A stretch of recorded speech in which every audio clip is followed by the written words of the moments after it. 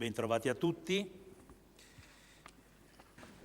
Caro Ministro, Professoressa Maria Chiara Carrozza, caro Consigliere del Ministro, Dottor Alberto Di Minin, caro Direttore Generale per l'Università, Dottor Daniele Livon, caro Presidente della CRUI, Professor Stefano Paleari, caro Presidente della Regione, Dottoressa Deborah Serracchiani, care autorità, cari colleghi, studenti, signore, signori.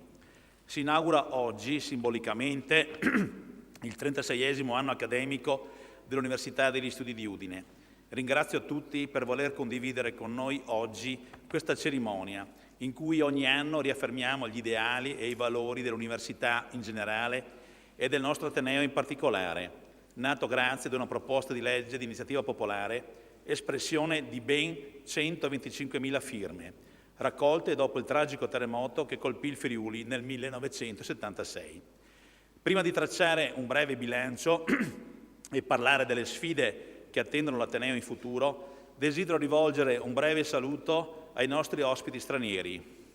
Dear Rectors and Presidents, distinguished guests, it is my privilege to give my warmest welcome here in Udine on the occasion of this ceremony, making the symbolic opening of our 36th academic year.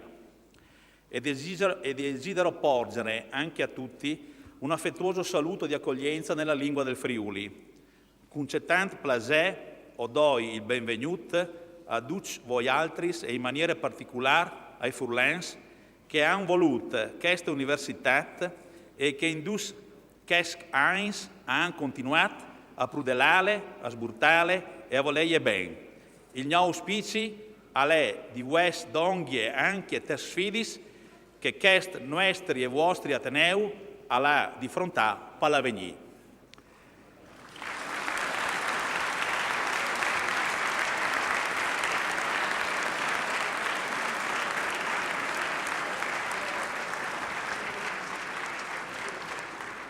Oggi gli Atenei di Udine e Trieste inaugurano nello stesso giorno l'anno accademico, rispettivamente nella mattina e nel pomeriggio. Non è un caso. Il sottoscritto e il magnifico rettore dell'Università di Trieste, il professor Maurizio Fermeglia, che ringrazio della presenza, lo scorso 25 luglio hanno incontrato a Roma il ministro Carrozza, illustrandole che il Friuli Venezia Giulia è l'unica regione italiana dove dal 2013 è attivo un tavolo tecnico permanente di coordinamento tra tutte le realtà universitarie presenti, istituito con l'accordo di programma che regola i rapporti di cooperazione tra l'Università di Udine, di Trieste e la Scuola Internazionale Superiore di Studi Avanzati, la SISSA, rappresentata qui dal suo direttore, professor Guido Martinelli, che ringrazio della presenza.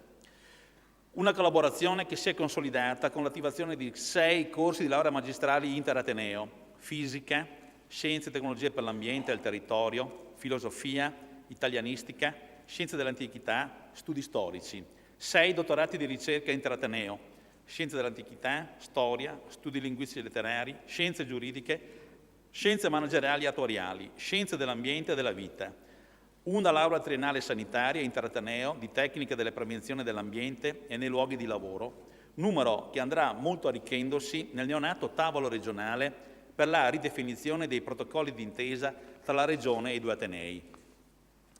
Oltre che con l'Ateneo Giuliano, l'Università di Udine ha attivato, in collaborazione con Atenei del Nord-Est, altri 2 corsi di laurea nel settore della viticoltura. Il corso di laurea triennale in viticoltura ed enologia, realizzato insieme all'Università di Trento, e quello magistrale in viticoltura, enologia e mercati vitivinicoli con gli Atenei di Padova e Verona. Inoltre l'Università di Venezia è coinvolta con Udine e Trieste nel dottorato di Scienze dell'Antichità. Con la SISSA sono attive varie collaborazioni con i laboratori di ricerca e si prospettano interazioni per i corsi di dottorato di ricerca. In particolare i 2 Atenei regionali stanno avviando con la SISSA cooperazioni sul tema fondamentale delle infrastrutture di ricerca comuni, supercalcolo, stabulario, eccetera. La presenza congiunta qui oggi di Ministro, Consigliere del Ministro, Direttore Generale per l'Università e il Presidente della CRUI è un segno tangibile di come queste collaborazioni universitarie su base regionale siano apprezzate e siano nel solco di una politica del Paese volta a sfruttare le sinergie territoriali del sistema universitario nazionale. Noi qui oggi, Ministro Carrozza, vogliamo innanzitutto ringraziarla per aver accettato il nostro invito e siamo a proporle di attivare un progetto pilota nazionale da realizzarsi in Friuli-Venezia Giulia che incentivi ulteriormente collaborazioni e intese territoriali tra università, innervandosi in una politica premiale che il Ministero ha già avviato verso gli atenei. La scelta di questa regione potrebbe giustificarsi grazie al percorso già intrapreso, segno di un terreno fertile su cui coltivare nuove iniziative. Inoltre, in regione FVG sono presenti numerosi e qualificati enti di ricerca MIUR, condizione necessaria per testare e favorire processi di osmosi tra il sistema dell'università e quello della ricerca. La proposta, nel quadro dei principi guida del nuovo Piano Nazionale di Ricerca 2014-2020, appresi in conferenza stampa post Consiglio dei Ministri dello scorso 31 gennaio, vuole aprire nuovi spazi di accesso ai fondi europei Horizon 2020 e favorire anche intese pubblico-private per mobilitare ulteriori fondi. L'Università di Udine, dopo 36 anni, conta oggi 14 dipartimenti, offre 35 corsi di laurea triennale, 35 magistrale, 7 master, 12 dottorati, 18 scuole di specializzazione. È presente anche a Pordenone, Gorizia e Gemona. Dal 2008 ha attivato la Scuola Superiore, un istituto di eccellenza che ogni anno riceve candidati da tutta Italia per 20 posti a concorso. A breve la scuola sarà ospitata nel Palazzo Topo Wasserman a conclusione di un'importante operazione di ristrutturazione con cui l'Ateneo riconsegnerà alla città uno dei suoi palazzi più prestigiosi. L'Università inoltre ha attivato 277 laboratori, 9 centri interdipartimentali, è capofila del Consorzio per l'innovazione, per il trasferimento dell'innovazione tecnologica e la valorizzazione economica della ricerca, gestore del Parco Scientifico e Tecnologico di Udine Luigi Danieli e del Consorzio Friuli Formazione per l'alta formazione professionale continua e ricorrente. Ha un'azienda agraria avanzata e promuove la casa editrice universitaria Forum, che ha registrato notevoli successi editoriali, tra cui la rivista Multiverso, oggetto di riconoscimenti nazionali. L'Università partecipa insieme alla Regione all'azienda ospedaliera universitaria Santa Maria della Misericordia, struttura regionale di rilievo nazionale e di alta specializzazione in cui lavorano 3.800 persone. Gli studenti hanno a disposizione 188 aule per complessivi 13.000 posti a sedere, 31 sale letture e 23 sale informatiche. Nelle 4 biblioteche con complessivi 600 posti di lettura possono consultare oltre 800.000 volumi, 2.500 abbonamenti, 48.000 periodici elettronici e 11 banche dati elettroniche. La storica Biblioteca Florio, oltre 12.000 volumi, opuscoli, opere a stampa e manoscritti raccolti dalla storica Biblioteca Florio, attualmente nella Villa Florio di Perserano di Pavia di Udine, prossimamente sarà riposta nella sua collocazione naturale, la sala del Consiglio di Palazzo Florio di Udine, sede centrale dell'Università Friulana, grazie alla generosa donazione del professor Attilio Maseri, che ringraziamo di cuore. Si tratta di un patrimonio storico-culturale di grande rilievo, fra i più cospicui e preziosi della Regione. Contiene uno dei 5 codici della Divina Commedia, noto appunto come Codice Florio, per cui esistono già molte richieste di consultazione anche dall'estero. Complessivamente oggi la comunità universitaria dell'Ateneo di Udine è formata da oltre 18.000 persone, 668 tra docenti e ricercatori di ruolo, 542 tra tecnici amministrativi di ruolo, quasi 1 migliaio tra assegnisti di ricerca, borsisti, specializzanti e dottorandi. Lo scorso anno gli iscritti sono stati 16.096, gli immatricolati 4.446, i laureati 2.982. Dalla sua nascita ad oggi l'Università di Udine ha conferito 43.181 lauree. Dall'indagine 2013 del Consorzio Alma Laurea emerge che a un anno dal conseguimento del titolo il 57% dei laureati dell'Università di Udine risulta occupato, a fronte di una media nazionale inferiore di 10 punti percentuali. L'ultima indagine Censis fa avanzare l'Ateneo udinese al 7° posto nella classifica dei 17 medi atenei, quelli con iscritti tra i 10.000 e i 20.000. Questi numeri positivi non possono comunque cancellare un ridimensionamento che la crisi del Paese e la conseguente riduzione del Fondo di Funzionamento Ordinario, l'FFO, ha comportato anche per il nostro Ateneo negli ultimi anni. L'FFO di Udine è diminuito di 6 e 7 milioni di euro in 5 anni, passando da 78 milioni di euro nel 2009 ai 71,3 del 2013. Questo ha comportato una notevole riduzione del numero di docenti di ruolo, meno 77, e del personale tecnico-amministrativo non di ruolo, meno 59. La contemporanea attivazione dei requisiti minimi dei corsi di studio ha determinato una consistente riduzione dell'offerta didattica, meno 9 lauree triennali, meno 14 magistrali, meno 13 master, meno 8 dottorati. La riduzione dell'offerta didattica e la crisi economica hanno determinato un calo anche degli iscritti, passati da quasi 18.000 ai 16.000 di oggi. Una perdita che l'Ateneo ha cercato di limitare, continuando a garantire la qualità dei corsi attivati. Inoltre l'Ateneo friulano sconta da oltre 20 anni un pesante sottofinanziamento. La legge numero 537 del 1993 istituì il budget unico di finanziamento, che sanciva il finanziamento per gli anni a venire sulla base della fotografia delle risorse assegnate all'università a quella data. Ciò ha penalizzato le università, come quella di Udine, nel pieno del loro sviluppo. Nel 1993 il nostro Ateneo aveva 9.200 studenti, per arrivare successivamente fino a un massimo di circa 18.000. L'FFO ministeriale è rimasto invece fermo al valore storico del 93, ovvero relativo a 9.200 studenti. Come evidenziato da calcoli ministeriali, questa situazione ha determinato soltanto tra il 2001 e il 2008 un sottofinanziamento complessivo dell'Ateneo pari a 94 milioni di euro. Dal 2009 in poi, per effetto della legge Tremonti, il meccanismo di ripartizione è parzialmente cambiato. Tutte le università ricevono ogni anno un FFO minore rispetto a quello distribuito nell'anno precedente. Però le università virtuose possono contenere i tagli grazie all'entrata in vigore della cosiddetta quota premiale, assegnata in base ai risultati della ricerca e della didattica. La logica è chiara. Chi va bene subisce meno tagli. Quanto a percentuale di incidenza della quota premiale, l'Ateneo friulano del 2013 si è presentato sesto su 54, piazzandosi davanti ad atenei più consolidati, quali l'Università di Bologna e i Politecnici di Milano e di Torino. Se la quota premiale venisse calcolata sull'intero FFO e non soltanto sul 15% come avviene ora, nel 2013 l'Ateneo avrebbe diritto a ben 14 milioni di euro in più. Di fronte a questa situazione storica di sbilanciamento dei finanziamenti nazionali, il Consiglio regionale ha riconosciuto a livello normativo, con la legge regionale 2 del 2011, inerente al finanziamento del sistema regionale universitario, la necessità di interventi perequativi. Rimaniamo in fiduciosa attesa del regolamento attuativo di questa legge regionale. Per quanto riguarda i finanziamenti regionali oggi attivi, l'Ateneo di Udine riceve su base annua un consistente aiuto, oltre 4,1 milioni di euro per investimenti a copertura di mutui immobiliari e circa 1,6 milioni di contributi correnti, per un totale di oltre 5,7 milioni.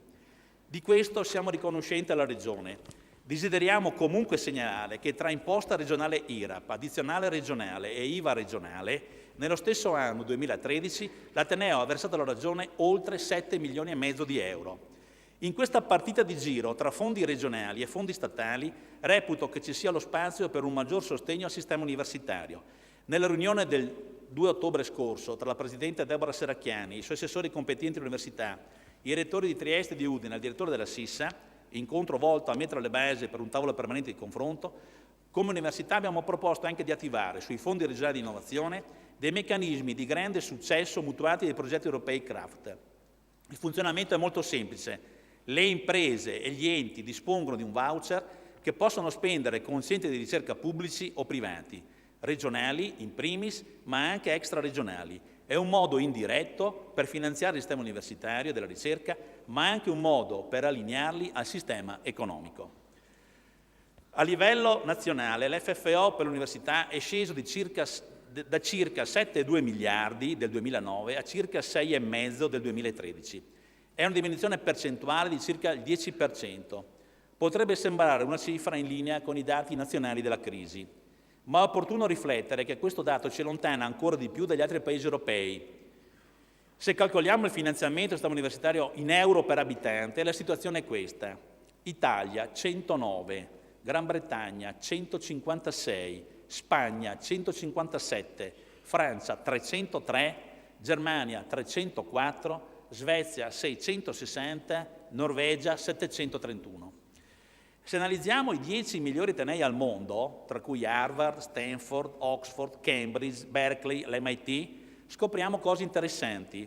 Studenti medio per ateneo 16.268, docenti medi 2.324, con un rapporto medio studenti-docenti pari a 7.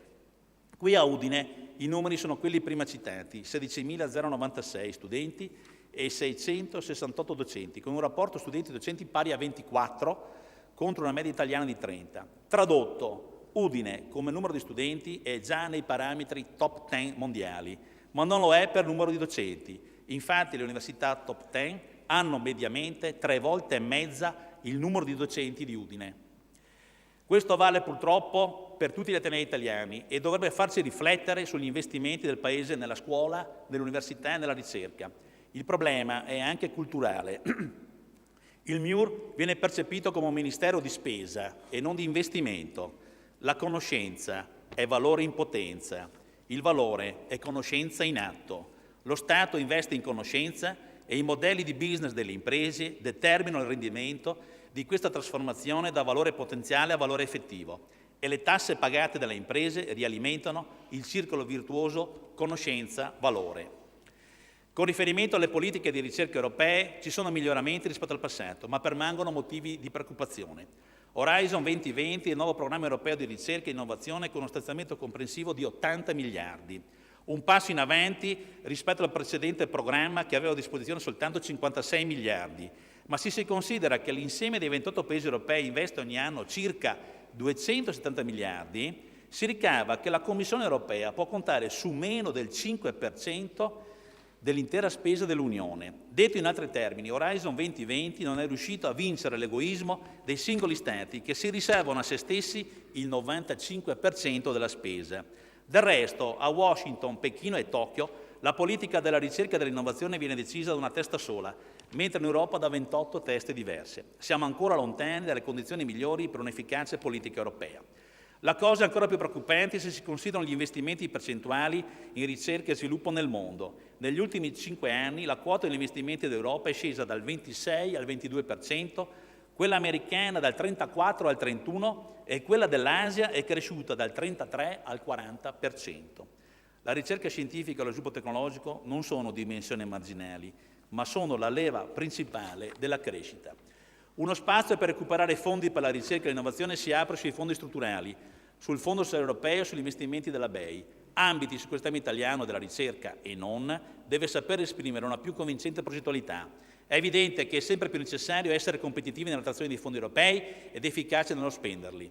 Sappiamo che i principi guida del nuovo Piano Nazionale Ricerche sono orientati a garantire ai nostri ricercatori autonomia, spazi di progettualità e incentivi per essere competitivi nell'Horizon 2020 e per proiettarsi anche su fondi strutturali, FSE e investimenti BEI.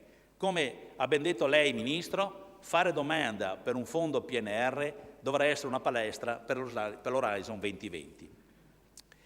Nell'assemblea dello scorso 23 gennaio a Roma, la CRUI ha formulato le proposte volte a costruire una nuova università nel nostro Paese. Le proposte riguardano 4 aree ritenute strategiche: autonomia, competitività, finanziamento e semplificazione. Il tutto si traduce in 18 proposte in materia di università, molte di esse a costo zero, inviate al Ministro perché le possa accogliere. Oggi potrebbe essere una buona occasione di confronto. Chiedo al nostro Presidente della CRUI, professor Stefano Paleari, magnifico rettore dell'Università di Bergamo, a cui mi lega una cara amicizia e un comune e proficuo percorso accademico all'interno dell'ingegneria, di spiegare le motivazioni e il senso di queste proposte. Desidero qui ringraziarlo non solo per l'oneroso e prestigioso ruolo che ricopre come Presidente CRUI, ma anche per l'attività che svolge come rappresentante del sistema universitario italiano nel board della European University Association. Con riferimento alle nuove possibili regole del sistema universitario, desidero qui esprimere solo un auspicio con riferimento a quanto il Ministro Carrozza ha anticipato ai rettori durante la CRUI dello scorso 12 dicembre. L'auspicio è che oltre ai costi standard per studente, che potrebbero diventare una base rilevante su cui distribuire l'FFO, si apra una riflessione sulle dimensioni ottime di un ateneo, che secondo alcuni studi è circa 20.000. Questo è un tema aperto a livello europeo e la dimensione di certi atenei italiani è ritenuta a livello internazionale distorcente per il buon funzionamento dell'università. Le sedi decentrate di Pordenone, Gorizia e Gemona sono nate e sono sviluppate soprattutto grazie al sostegno di comuni, province, camere di commercio e regione, che ne hanno garantito la sostenibilità.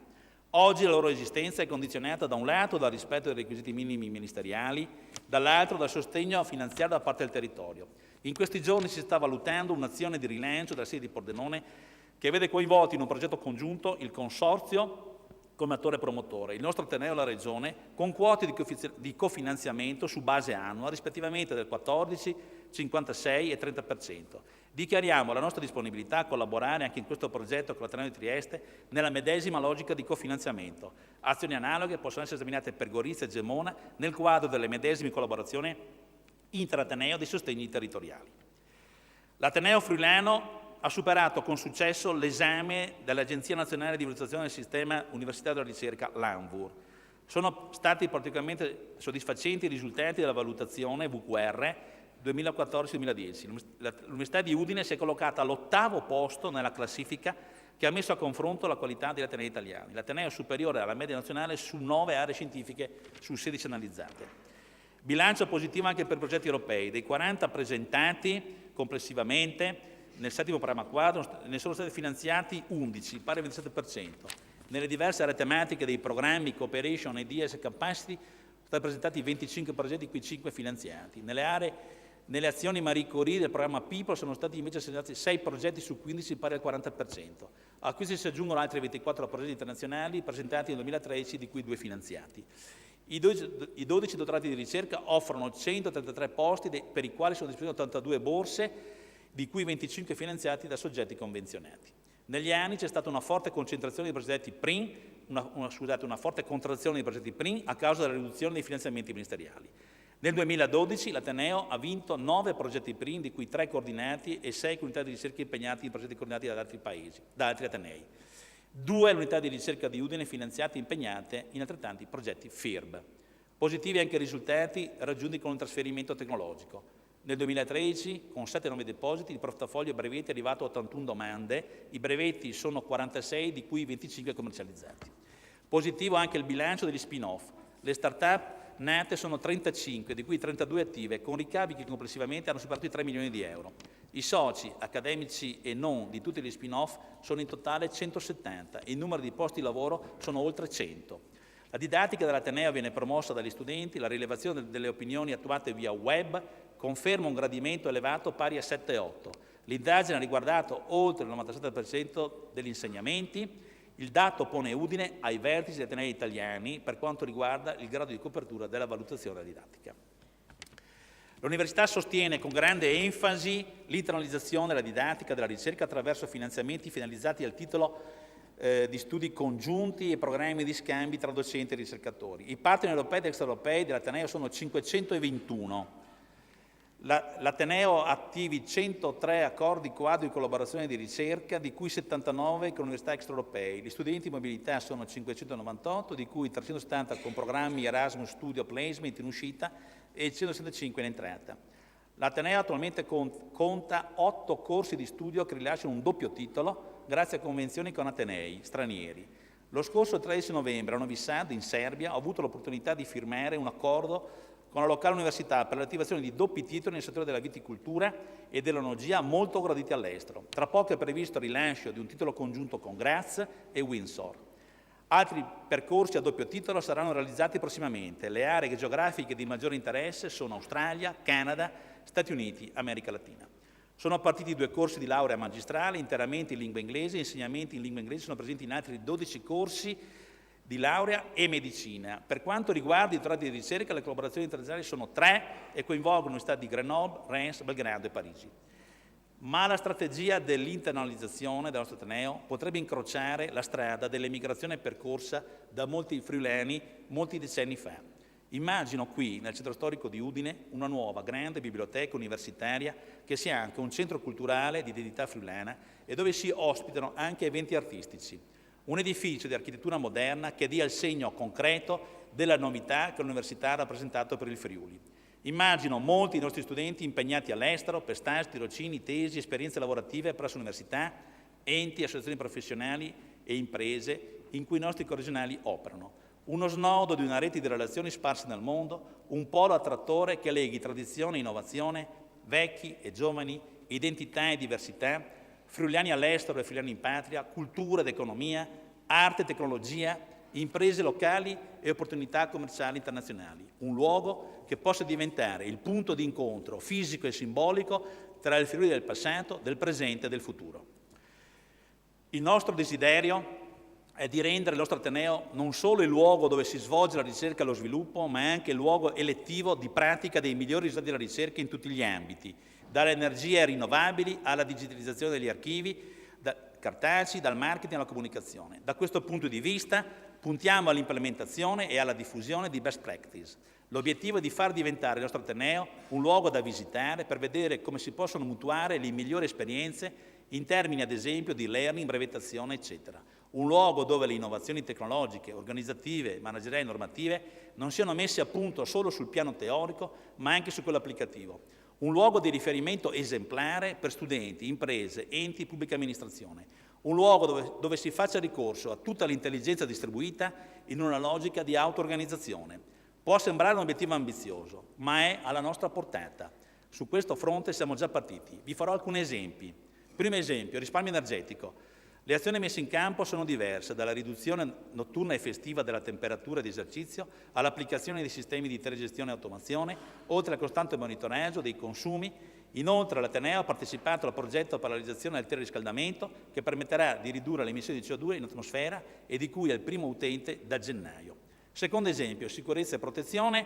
L'Ateneo ha costituito per primo in Italia un centro intersettoriale di studi e ricerche in materia di sicurezza e protezione. Nel 2013 è stata portata a termine la progettazione, realizzazione e adozione da parte delle strutture del sistema informativo che permette di informatizzare la gestione degli adempimenti in materia di sicurezza.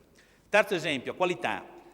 Le 6 segreterie studenti e l'Ufficio di Mobilità e Relazioni Internazionali hanno ottenuto la certificazione di qualità. La scelta rientra nel progetto che l'Ateneo ha sposato per inserirsi nello scenario europeo dell'assicurazione della qualità e per istituzioni operanti nell'alta formazione e ricerca.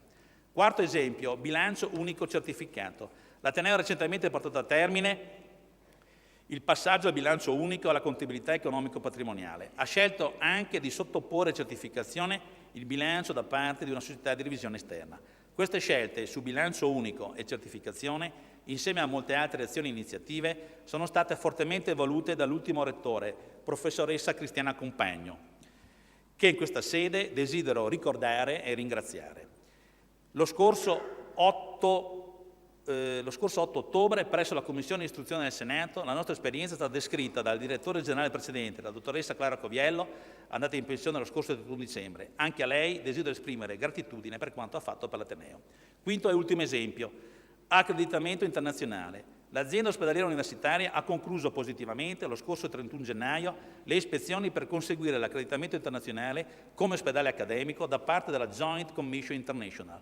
Il risultato pone il nostro ospedale universitario come primo ed unico finora in Italia ad essersi positivamente confrontato con la sfida di competere a livello mondiale nell'assistenza, nella didattica e nella ricerca. Non posso non complimentarmi con tutta la struttura guidata dal direttore generale, dottor Mauro De Lendi, e in particolare con tutto il personale accademico coinvolto. Anche questa è una delle eccellenze della nostra università, della nostra regione, del nostro Paese. Però rischia di non essere sostenibile se, nell'attuale revisione delle regole, non si terrà conto della peculiarità delle scuole di medicina e degli ospedali universitari circa i meccanismi di reclutamento e di organizzazione e finanziamento del sistema sanitario. Siamo impegnati in molti altri fronti, cito tra gli altri il progetto Smart Land che stiamo mettendo a punto con l'ANCI regionale e con un gruppo di prestigiosi gruppi nazionali e internazionali i cui rappresentanti hanno voluto essere presenti qui oggi e che desidero ringraziare per la fiducia riposta in noi. Consentitemi, prima delle conclusioni, dei brevi ma significativi ringraziamenti. Il prorettore vicario e delegato alla cultura, professor Angelo Vianello, che in questa cerimonia terrà la prolusione. I colleghi delegati di area che mi affiancano come prorettori, la professoressa Fabiana Fusco, didattica, Roberto Pinton, ricerca, Antonella Riem, internalizzazione, Marco Petti, edilizia, Pierluca Monterossoro, informatica. Tutti i colleghi delegati di settori che mi supportano in sinergia con i capi area e i loro uffici con impegno e passione in diversi ambiti. Il nuovo direttore generale, Massimo Di Silverio, che ha preso di servizio il 1° gennaio, a cui diamo un caldo benvenuto nella nostra comunità universitaria. Un ringraziamento particolare ai componenti del Senato accademico e del CDA, con cui condivido l'onere e l'onore di guidare l'Ateneo. Esprimo gratitudine a tutto il personale docente e al personale tecnico-amministrativo, di cui riaffermo, se mai ce ne fosse bisogno, il suo ruolo insostituibile. E ringrazio anche gli studenti per lo spirito di collaborazione che dimostrano continuamente all'interno degli organi di Ateneo. Un ringraziamento sincero ai sindaci di Udine, di Pordenone, di Gorizia e di Gemona, ai presidenti delle province di Udine, Gorizia e Pordenone, alla Presidente e all'amministrazione regionale, ai consiglieri regionali, ai parlamentari che si stanno impegnando per la nostra università, all'ente regionale per il diritto allo studio, alle camere di commercio, alle associazioni imprenditoriali, ai consorzi di Gorizia e Pordenone, alle fondazioni bancarie, al Comitato per l'Università Friulana. Un ringraziamento specifico alla Camera di Commercio di Udine, alla Fondazione Krupp, partner preziosi in una molteplicità di iniziative. Un grazie anche a Monsignor Guido Genero, vicario generale dell'Arcidiocesi di Udine, che questa mattina ha celebrato la Santa Messa. Infine, permettetemi un sentito riconoscimento alla mia segreteria e al personale tecnico-amministrativo coinvolto in questa complessa cerimonia che ogni anno rinnova questa festa del nostro Ateneo, pronto a raccogliere le nuove sfide, in sintonia con le istituzioni, gli enti, le associazioni e le imprese del territorio per la crescita del Friuli e per lo sviluppo dell'intero Paese. Al termine di questa cerimonia, all'uscita, troverete la prolusione odierna stampata. Abbiamo voluto ripristinare da quest'anno un'antica tradizione universitaria, creando un'apposita collana della nostra casa editrice che ospiterà anche le prolusioni delle future inaugurazioni degli anni accademici. Inoltre, a tutto il personale universitario, ma anche ai nostri ospiti che lo gradiranno, verrà consegnata una spilla, simbolo dell'Università di Udine. Lo scopo è quello di rinforzare lo spirito e l'orgoglio di appartenenza al nostro Ateneo. Desideriamo rimanere un'università giovane, dinamica, proattiva, capace di riconfigurarsi in relazione ai continui mutamenti ambientali. Un'università che sappia essere quel luogo esemplare dove non solo si insegna e si studia, ma anche si crea il futuro. Un'università dove si possa dire vieni a vedere dove nasce il futuro. I latini direbbero hic sunt futura. Il Mahatma Gandhi ebbe a dire abbi cura dei mezzi e il fine prenderà cura di se stesso. Se porremo cura ai mezzi, siamo certi che il futuro avrà cura di se stesso. Con questi ideali e con rinnovato impegno, dichiaro aperto l'anno accademico 2013-2014, il 36esimo della Fondazione dell'Università degli Studi di Udine.